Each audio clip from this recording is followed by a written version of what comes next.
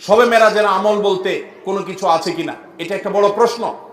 আমরা যখনই রজব মাস শুরু হয় তখনই আমরা জিজ্ঞাসা করতে থাকি আলেমদের কাছ থেকে যে শবে মেরাজের নামাজ কিভাবে পড়বো, এই শবে মেরাজের আমলটা কি। শবে মেরাজ উপলক্ষে সারা রাত জেগে ইবাদত করা এবং শবে মেরাজ উপলক্ষে 26তম দিন পার হয়ে 27তম রাত যখন শুরু হয় তখন সাহারি খেয়ে 27 রজবে রোজা রাখা, এটা আমাদের সমাজে বহুল প্রচলিত। অথচ ভাইরা আমার, যেটা আমরা শুরুতে বলেছি, রজব মাসের 27 তারিখে নবী সাল্লাল্লাহু আলাইহি ওয়াসাল্লামের মেরাজ হয়েছে এমনটি নিশ্চিত কোনো বিষয় নয়। নবীজির মেরাজ হয়েছে সেটা মহাসত্য, সেটা চরম সত্য। সেটা কি রজবে হয়েছে, না জমাদাল, নাকি সেটা রবিউল আউয়ালে হয়েছে, নাকি রমাদানে হয়েছে, নাকি শাওয়ালে হয়েছে, 15-16টি মত আছে ইতিহাসবিদদের। যদি ধরেও নেই আমরা রজবের এই 27 তারিখেই হয়েছে, যেমন কোন কোন ইমামগণ বলেছেন, সে আলোকে যদি আমরা ধরেও নেই, তারপর আমরা বলবো নবী সাল্লাল্লাহু আলাইহি সাল্লামের মেরাজ হয়েছে হিজরতেরও আগে। এরপর নবী সাল্লাল্লাহু আলাইহি সাল্লাম প্রায় 11 বছর বেঁচে ছিলেন। এই পুরো সময় জুড়ে কখনো তিনি মেরাজ দিবস, মেরাজ রজনী উদযাপন এটা তিনি কখনো করেছেন বলে কোনো জাল বা জয়ীফ হাদিসে পর্যন্ত বর্ণিত হয়নি। বিধায় মেরাজের এই ঘটনার পুনরাবৃত্তি বা এই ইতিহাস, ওই তারিখটার পুনরাবৃত্তিকে আপনার কেন্দ্র করে প্রতি বছর একটা বিশেষ দিনকে শবে মেরাজ উদযাপন করা, রাতভর বিশেষভাবে ইবাদত করা, দিনভর বিশেষ গুরুত্ব দিয়ে রোজা রাখার কথা বিশুদ্ধ কোনো হাদিস দ্বারা প্রমাণিত নয়। আমরা শুধুমাত্র মেরাজের বিষয় থেকে শিক্ষা গ্রহণ করব, মেরাজ থেকে আনিত নামাজটা আমরা আদায় করব। এর বাইরে এই তারিখকে কেন্দ্র করে রাতভর ইবাদত আপনি অন্য সময় করতে চাইলে এই মাসেও করেন, এই রাতেও করেন, অন্য সময় নফল নামাজ পড়েন, আপনি এই দিনে নফল নামাজ পড়ার নিষেধ নেই। কিন্তু মেরাজকে কেন্দ্র করে কোনো নামাজ, মেরাজকে কেন্দ্র করে কোনো রোজা, এটা কোনো বিশুদ্ধ হাদিস দ্বারা বর্ণিত হয় নাই। অনেকে এই রজব মাসে বিশেষ উমরা করেন, যেটাকে উমরায়ে রজবিয়া বলে। এটা বিশেষ ফজিলতের কথা মানুষ নিজেরা অনেকে বানিয়ে নিয়েছে, অথচ এটিও কোনো বিশুদ্ধ হাদিস দ্বারা বর্ণিত হয়নি। অনেকে 27 রজবে সালাতুল রাগায়েব নামে বিশেষ প্রক্রিয়া, বিশেষ নামাজ পড়ে, এটাও কোনো হাদিস দ্বারা বর্ণিত হয় নাই। আল্লাহ কোরআনে বলেছেন, মা আতাকুমুর রাসূলু ফাখুযু ওয়া মা নাহাকুম আনহু ফান্তাহু, তোমাদেরকে রাসূল যা দিয়েছেন সেটা আঁকড়ে ধরো, যা নিষেধ করেছেন সেটা থেকে তোমরা বেঁচে থাকো।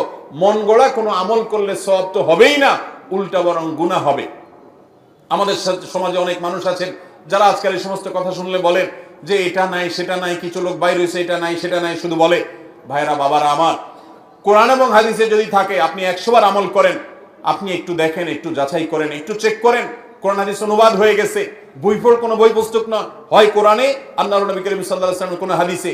ইসলাম ফাউন্ডেশন প্রায় সবগুলো বই অনুবাদ করেছে, বড় বড় প্রসিদ্ধ হাদিস গ্রন্থগুলো।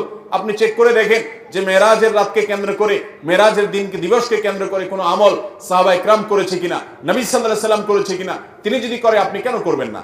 আর যদি তিনি না করেন তো মনে রাখবেন, দেখতে মনে হয় নামাজ ভালো জিনিসই তো, আবার এখানে বাধা কেন?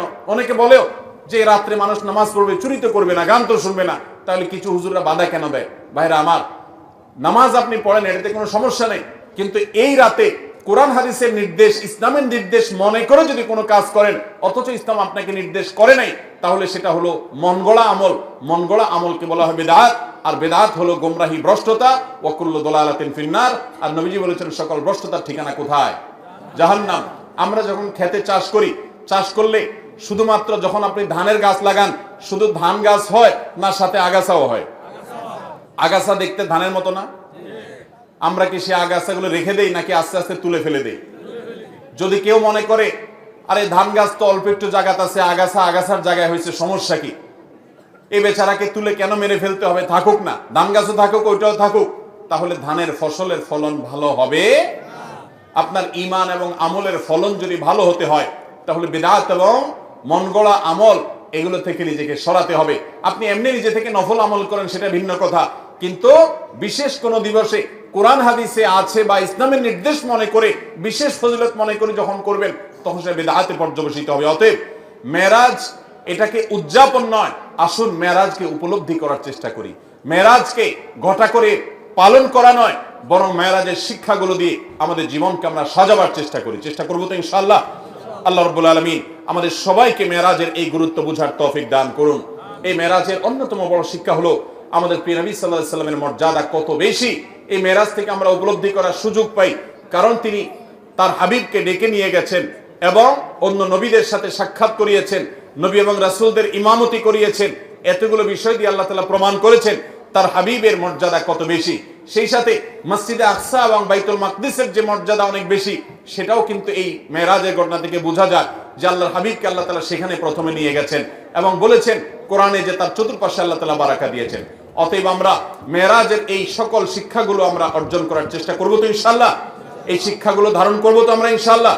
আল্লাহ আমাদেরকে তৌফিক দান করুন। মোহতারাম হাজরিন, মসজিদে আকসায় যদি কেউ 1 রাকাত সালাত আদায় করে, বিভিন্ন রকম বর্ণনা আছে, কোন কোন বর্ণনা আছে আল্লাহ রাব্বুল আলামিন তাকে 500 রাকাত নামাজের সওয়াব দান করবেন।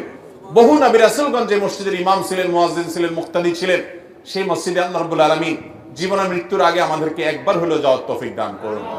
অভিশপ্ত ইহুদিদের হাত থেকে দখল মুক্ত করে এই মসজিদকে মুসলমানদের অধীনে এনে মুসলমানদেরকে গোটা পৃথিবী থেকে যাওয়ার তৌফিক আল্লাহ তাআলা দান করুন। সবার চেষ্টা করব তো ইনশাআল্লাহ। আস-সুন্নাহ ফাউন্ডেশন, উম্মার স্বার্থে সুন্নাহর সাথে।